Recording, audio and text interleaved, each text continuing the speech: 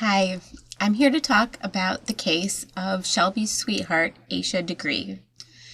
She was born on August 5th, 1990, and went missing on February 14th, 2000, making her just 9 years old at the time she disappeared. She vanished from Shelby, North Carolina, where she lived with her family. This case feels super personal to me. One of those things, if you really know my personal life, you would know. Like, if you know, you know why. But even so, it's something that should continue to get attention, because the more people that see her face and picture and hear her name, the more likely it is that someone who saw her or knows what happened to her or where she is will come forward. Because to this day, the case is unsolved. For 22 years, this case has been unsolved. This is such a bizarre case. It's one of the cases that the more I read about it, the more facts I found out, the more questions I had. And every possible answer I came up with just came with more questions and more questions. So I'm sorry that there's no resolution at all here. All I have is more questions, but it felt important to share. There is no one theory that seems to fit here, so it's frustrating, one for sure. And like I said, it's still unsolved. We have no idea to this day what exactly happened to Asha Degree and if she is still alive or not. She may very well be out there somewhere. So here's a little background that I was able to find about Asha. Weirdly enough, her parents, Harold and Aquila, were married on Valentine's Day in 1988 and had a son, O'Brien, in 1989, and then Asha was born in 1990. So they were a year apart. They raised their children in Shelby, North Carolina, which is a fairly rural area. The kids were reportedly latchkey kids a lot of the time, which seems to have been pretty common at the time. After school, they would let themselves in and start on their homework while their parents were still at work. So they had their keys, they could go in, start their homework. Now, one thing that really stands out amidst some of the theories on the internet is that the family were really conscious and careful of outside influences on their children and what they were exposed to. They were very concerned about this, to the point where the family did not have a computer in the house. They had no access to the internet. Their mom is quoted having referred to a fear of pedophiles and the influences from the internet as one of the reasons they wanted to keep their children away from it, which is totally reasonable. I totally get that. Asha and her brother had their lives focused around family, church, and school. Aquila said that personality-wise, Asha was shy and cautious and seemed totally okay with the limits that her parents had set for her. She was also reported to be absolutely terrified of dogs, and this kind of factors into the case here. Asha loved sports. She was really into sports, especially basketball, and she played on the basketball team. On February 12th, so 2 days before she disappeared, her basketball team lost its first game of the season. Asha was the star point guard of the team and had fouled out. So point guards are a team member, like one of the positions who run the offense for the team by controlling the ball and making sure it gets to the right player at the right time. I honestly really have no idea what a foul is in basketball. I'm completely lost when it comes to most sports. But either way, it sounds like a mistake that she made. According to her parents, Asha was upset about this loss and was crying about it afterwards, along with other members of the team. But it seemed to them that she'd gotten over it not too long afterward, and she watched her brother's game after her game had ended. She was smiling and joking around again. Then on February 12th, Asha went to a slumber party at her aunt's house with a bunch of other relatives. So I think her 15-year-old cousin was hosting it, and there was other relatives there. She stayed up late dancing and playing with her cousins. I couldn't really find any information on if there was any internet access or things like that through the aunt or the other cousins. I don't know if that is even relevant here, but I figured I'd mention it. So that takes us to February 13th, a Sunday. The children went to church and then to a relative's house and then back home. At the relative's house, Asha's grandmother gave her a bag of candy for Valentine's Day. I think it was her favorite candy. Asha and O'Brien shared a room, and they went to bed around 8 p.m., according to most reports.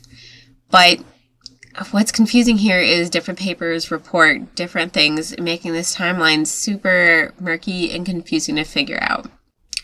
According to that timeline, a lot of things don't make sense, which I'll go into in a little bit. So some people said Harold worked second shift and got home late, and some said that Asha was on the couch until about midnight, and some say that Harold left around 11:30 to go pick up some candy for Valentine's Day. About an hour later, the electricity went out in the neighborhood caused by a nearby car accident. The time of the power going out also varies a bit according to different newspaper reports. Some of them say that it went around 6:30 or 7 instead of 9. And this is important to me, and I'll tell you why in a bit. So the power came back on around 12:30, and Harold went in and checked in on his children and saw that they were both sleeping in their beds, which if Asha had gone to bed at midnight off the couch, yeah, she easily could have been sleeping in her bed, because if I fall asleep on the couch, I will definitely go and fall right back asleep in my bed. So then he checked on them again right before he went to bed around 2:30 a.m. on February 14th, and again said they were both in their rooms, in their beds, asleep. Now, not long after that, 10-year-old O'Brien said he heard Asha's bed squeaking and thought she was going to the bathroom or turning around in bed, but she apparently got up, took a previously packed book bag that contained several sets of clothes and other personal items, and left the house.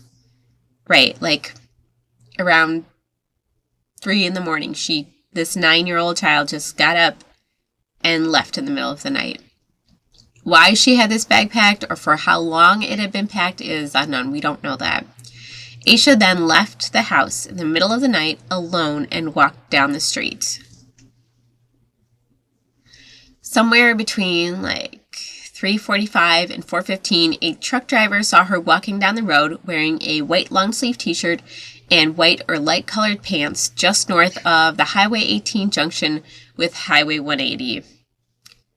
The driver didn't do anything at the time, but later reported this to the police when he saw a news report about her disappearance. Around the same time frame, another motorist said that he had turned his car around when he saw her because he thought it was so odd to see a child out by herself at that time of night. He circled 3 times, and then he saw her run into the woods by the side of the road and disappear. He also said that there was a storm raging at the time he saw her. With how cautious her parents were, honestly, it would be really creepy and terrifying to see someone circling around you. I would be absolutely terrified if I was walking alone in the middle of the night and someone kept circling their car around me. That gives me chills just even thinking of it. It's so creepy. Why would you do that to someone? In a storm, in the dark, it would likely be impossible to see who was in the car, and even so, stranger danger has to kick in at that point, which I think would explain why she would run away from him and run into the woods if he was circling around her. But why was she out there in the first place? She wasn't dressed for the weather at all, according to what the witnesses have said, and had to have been cold and soaked. Police believe that based on the matching description and similar time and direction she was headed, these are both considered legitimate sightings of Asha Degree. So then, at 5:45 that morning, Asha's mom went to get the children up and ready for school. So it was Valentine's Day, it was Asha's parents' wedding anniversary, so it was a really important day for the family. They were supposed to have taken a bath the night before, before they went to bed, and they were supposed to take it in the morning now because the power outage had prevented them from taking one the night before. This is where the popularly reported timeline doesn't make any sense, because if the power went out an hour after they went to bed, why couldn't they have taken a bath the night before? So if it went out earlier, that makes a lot more sense to me. If it went out at 6:30 or 7, then it makes sense that they were supposed to take a bath right before they went to bed and couldn't.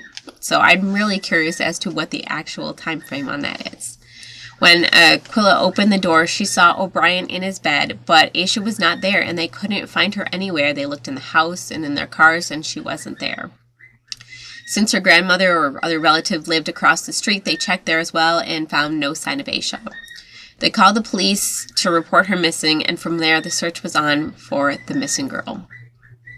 Police arrived on the scene by 6:40 a.m. and had police dogs with them to pick up Asha's scent. Her parents walked through the neighborhood calling for her. Friends, neighbors, and family all joined in the search, desperate to find this beloved child.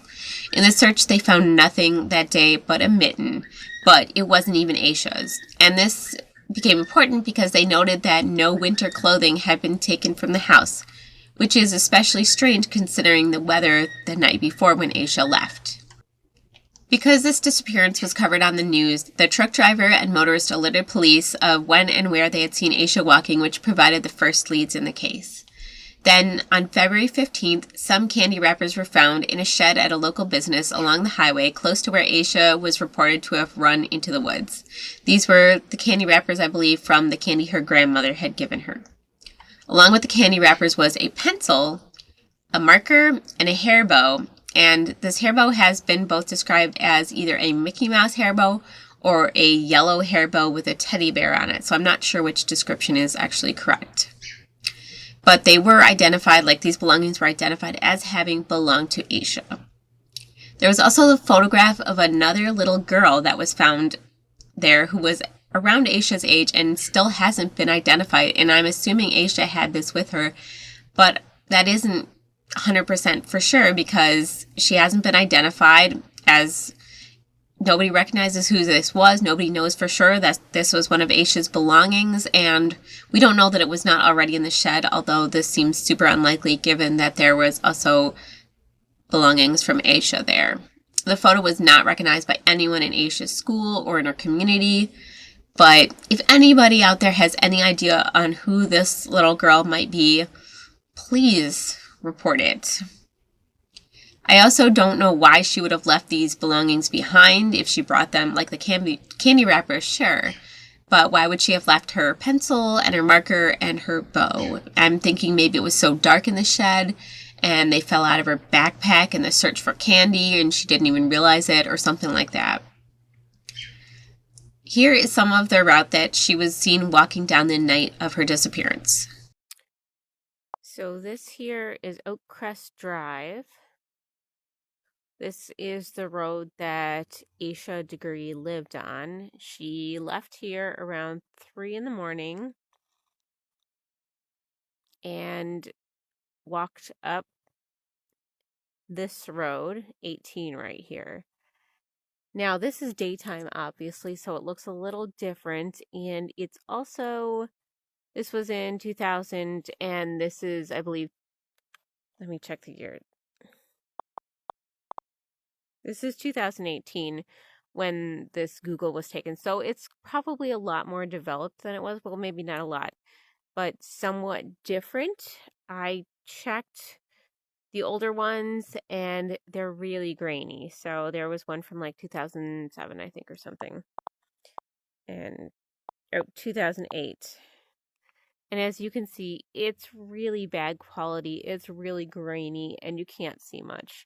So while this might be slightly more accurate to what it looked like then, I'm going to actually go back to the more modern one just so we can get a better view. And it looks pretty much the same from this view. So Asha walked up this road. As you can see, it's pretty flat. It's pretty even. The road's clear, but I don't see streetlights or anything here. So she wouldn't have really been able to see anything, one would presume. Also, it was a terrible storm, and I cannot picture in my head what would make someone go outside in this kind of storm. That just blows my mind. So as we travel up here a little bit, people have commented that they don't understand how she was only spotted by 2 people on this road during the time when she was walking. They were like, it's a highway. How is she not seen by more people? Well, I'm not an expert, but from what I'm looking at, yes, it's a highway, but it doesn't look well traveled. This is presumably middle of the day. And I see 2 cars in sight. Okay, 3 down there. There's some cars.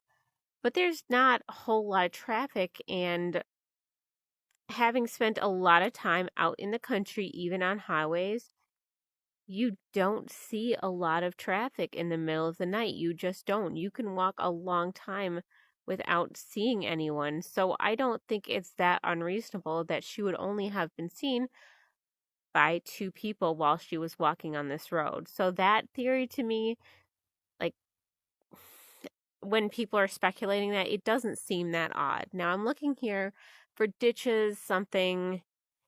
This road's pretty flat, not a lot of ditches. And fields, there's fences. Again, no lights from what I can see.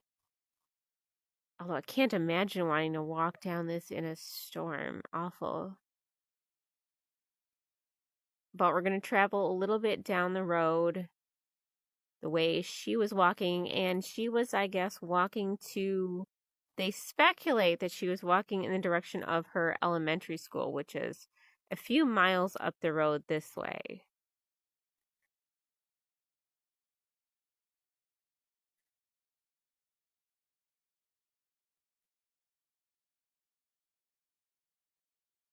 I feel like I'm invading people's privacies here. There's a billboard. But these are not, like, when you say there's a billboard, often you picture these big, like, freeways that have giant billboards. This is a small billboard. They are not getting a ton of traffic in these places. They're just not. There's some trucks coming through. You can see it's obviously a road that's being used for trucks. But it's a small area. You can tell this is not a large town. It's not a city. There isn't much going on here.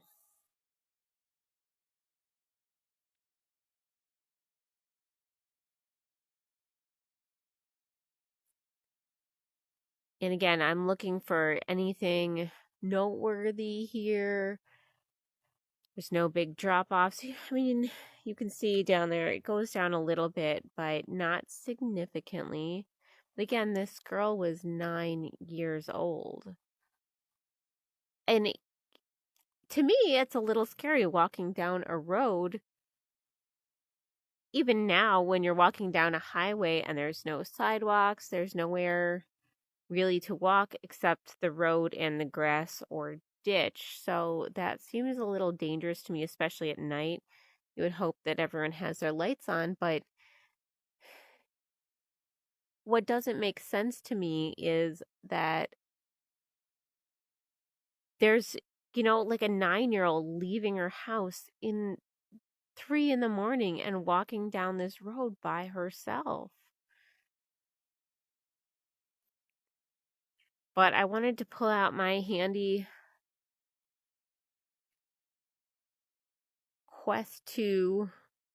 This is the Wander app, and honestly, I use it all the time to check things out because I love being able to kind of look in 3D. I know it sort of has a loading time. It can be a little off-putting, but I thought this would be a little bit more immersive to give us an idea of the path that she traveled and where she went. There's another little billboard.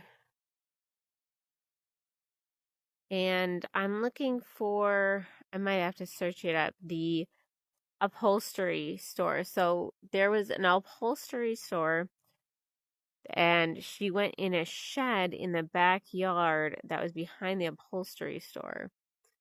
And they know that because items of hers were found there, like candy wrappers. So this is a child's mind.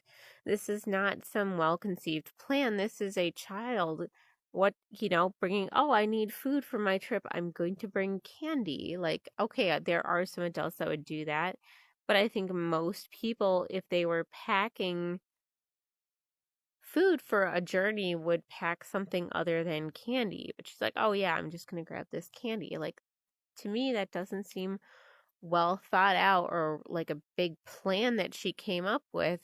And so it's really confusing to me that The whole thing is so confusing to me, though, quite honestly. Oh, what's this kind of cute store?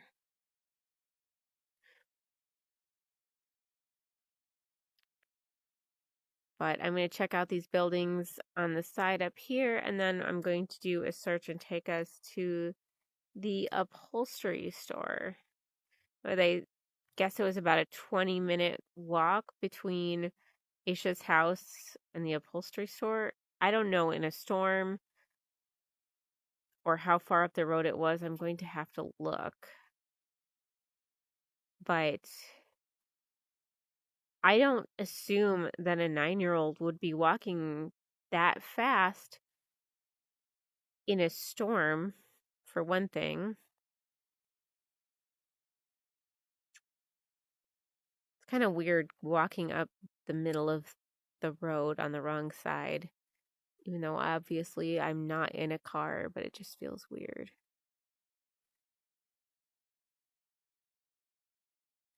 Okay, so we're coming up on some more buildings here. And I'm looking here and like there's fields, there's lines of trees, there's not very many houses out here. It's pretty plain. And for all I know, I could have already passed it, to be honest. Organize. Okay, let me do a search. Okay, so we were just here by Bargain Buys. So we would still have to travel quite a bit up this road to get to the Debbie Turner Upholstery, which is where we are now. Okay, there's the sign for Debbie Turner Upholstery. So it was up here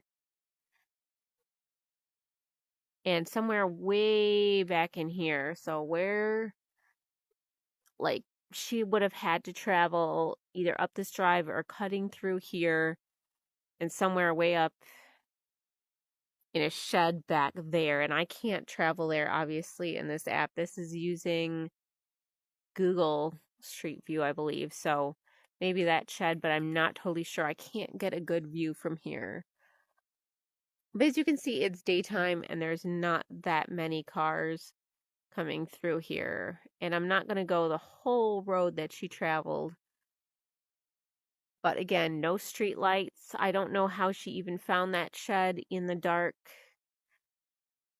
That's kind of incredible to me, but that was where she stopped and where some of her things were found. All right, so as you've seen a little bit of the area of Shelby and kind of got a feel for the area, then on February 16th, Aisha's mom realized that Aisha's favorite clothing was also missing from her room, including a pair of blue jeans with a red stripe on them. After a week, the search was called off after 9,000 man-hours had been invested in searching a 2 to 3 mile radius from where she had last been seen. Posters were plastered all over the area, resulting in about 300 leads and tips from possible sightings to ideas of abandoned houses and wells where Aisha may have ended up. The FBI got involved and added Aisha to their database of missing children, and they are investigating every lead they get. I also read that classmates of hers mentioned that at some point before she disappeared, Aisha had shown them some money she had. I don't know exactly how factual this is, how much money she had, or if this is related to the case at all. So if she was planning to run away, was she saving up money? And if so, and she was being like quiet about it, why did she show her classmates? Except that, kids that age do that kind of stuff. I'm just really curious of where the money came from and if that's true and if it's even related. This case is really strange for several reasons. For one, most runaways are a minimum of 12 years old, and Aisha was only 9 years old at the time she left. Based on the items she took and the preparation, it is thought that she planned this for several days at least before she actually left. She must have had a set date, like I'm thinking in my mind, she must have set this date in advance and planned it. Otherwise, why would she have left in such horrendous weather? Like, who would just decide on a whim that night that you need to leave in the middle of a bad storm? I also can't imagine what would prompt her to do so, especially with her fear of dogs. Like if she was so scared of dogs, leaving in the middle of the night like that in a storm just sounds overwhelmingly terrifying to me. I would not want to do that.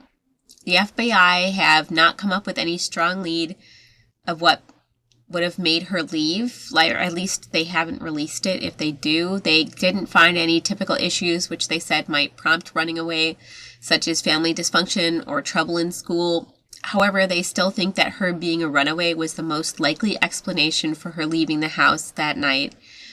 But they also agree, I think, that 9-year-olds could not have disappeared for so long without help. So no 9-year-old could have just vanished for 22 years with no trace without either running into someone and something bad happening to her, or having had some help in getting away and concealing her identity for so long.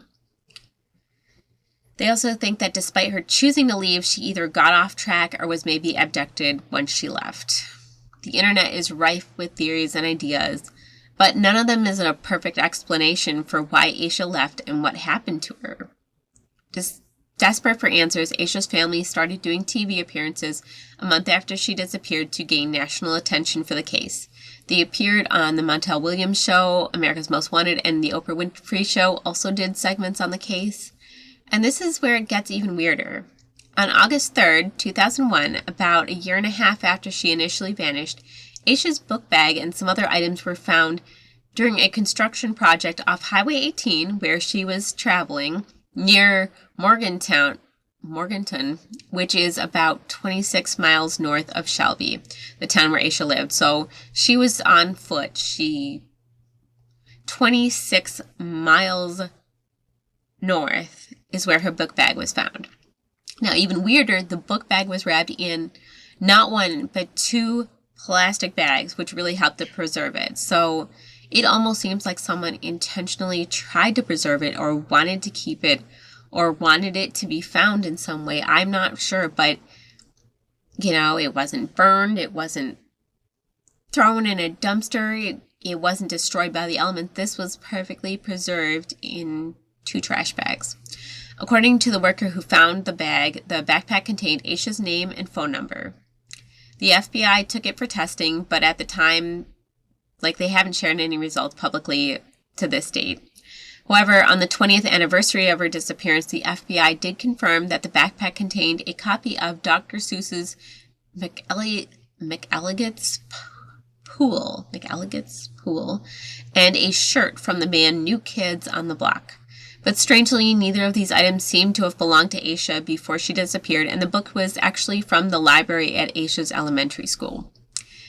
So at least in my school, they recorded who checked out books, so I have always been curious if this book was checked out to someone other than Asha, or if they have those records, or if it was just taken from the library. I have no other information on this. I couldn't find any specific information at all. So of course the FBI would love to hear from anyone who has any information about these items or who they may have come from or belong to. All other leads since then appear to have been dead ends. But what is most fascinating to me in this case is that this has never been declared a cold case. So a case is declared or considered a cold case where there are no leads to investigate and all leads have led nowhere.